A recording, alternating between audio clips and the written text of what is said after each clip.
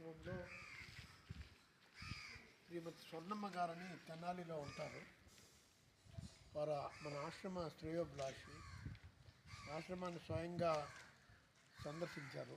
వారు మన ఆశ్రమం పరిచయమైనప్పటి నుంచి మన ఆశ్రమంలో అనేక సౌకర్యాలకి వారు తోడ్పడ్డారు. ఉదాహరణకి లైబ్రరీలో బాయ్స్ స్కూల్లో 4 గ్లాస్ డోర్ బీరువాళ్ళను తయారు చేయించారు. మనం ఉపయోగించే పెద్ద ఇడ్లీ పాత్ర కూడా వారు తీసిచ్చిందే. తర్వాత అలాగే ఎలక్ట్రిక్ రిపేర్స్ దగ్గర నుండి అనేక పనుల్లో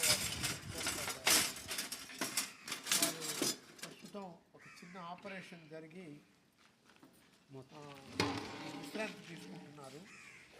వారు అంత కష్ట సమయంలో ఉండి కూడా ఒకసారి ఆశ్రమ పిల్లలందరికీ భోజనం పెట్టాలనే సంకల్పంతో ఈరోజు భోజనం ఏర్పాటు చేశారు. సో ఈరోజు మురళీష్ బాబు మన ఆశ్రమం శ్రేయోభిలాషి వీరు స్వయంగా భక్త బృందంతో కలిసి వండి పెట్టారు.